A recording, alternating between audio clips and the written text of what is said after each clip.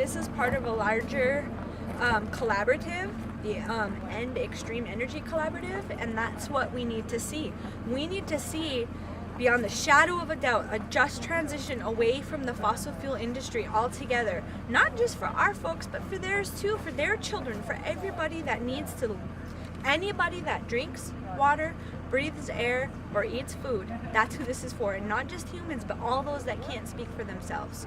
Come on in. Chop, chop. He's gonna sit there. We have places to go, people to see. Hello. My name is Kandi Mossett, and I am from here. Well, I'm from Newtown, where we're going. We're gonna see a Bakken oil train terminal there in Newtown, where you can get a sense of where they're loading up oil and where they're loading up frac sand. It's called Dakota Plains LLC. I actually went there and met with some of the folks the other day and asked them if we could park in their parking lot. They called me the next day and respectfully declined. They tell us in this industry to work with them. We're in your communities to work with you, but then when we try to work with them, they shut us out. And they were adamant that they were a transportation company, not an oil company, as if they weren't connected. Fort Berthold here in North Dakota is what the reservation is called now by the government, but it's actually the 3 different tribes that were put together on the same reservation. So that's Mandan, Hidatsa, and Arikara. And I'm actually Mandan, Hidatsa on my dad's side, and I'm Arikara on my mom's side. Look out to there. This is a wheat field over here. And it's harvest season right now. The farmers are out there right now trying to harvest the wheat and stuff. But you can see it right next to a field, or what actually used to be a wheat field, is now a pad site for oil. And the industry just comes in and for sale industrial lots. Those are the signs you'll see, instead of a field where you grow food. Do they frack on the reservation? He asked if there was fracking on the reservation, and the answer is yes. So our previous tribal chairman, who just got elected out last November, was on board with the fracking. You can Google his name, Tex Hall, and it'll bring up all of the craziness around him.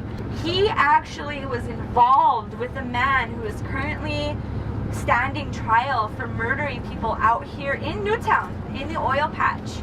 Once the new tribal government came in, they were already dealing with contracts that were already signed by companies, and there was a lot of 10-year contracts that were signed. And so they couldn't get out of them. They couldn't just say, no, you have to leave. And also they didn't want to. You can look at maps now of the horizontal fracking, and it's really scary because you can't even see what's going on underneath the ground, but they're everywhere in this whole region, in this whole area. There's at least 15 fracking operations happening underneath the lake right now. There's pipelines underneath the lake right now. And some of them are buried underneath, and they're starting to bury them because they're saying, oh, you can't have your pipe on top of the lake bed anymore, but you can bury it and still go underneath the lake. There's a pipe that runs across the brand new bridge, actually, carrying oil. You look around and you just see wide open spaces, and so the industry is like, there's nothing out there. Who cares about North Dakota? There's nothing out there. But the point that I'm trying to let people know is that we're growing the nation's food here. We have the Missouri River, which runs all the way through the country. It's not staying here.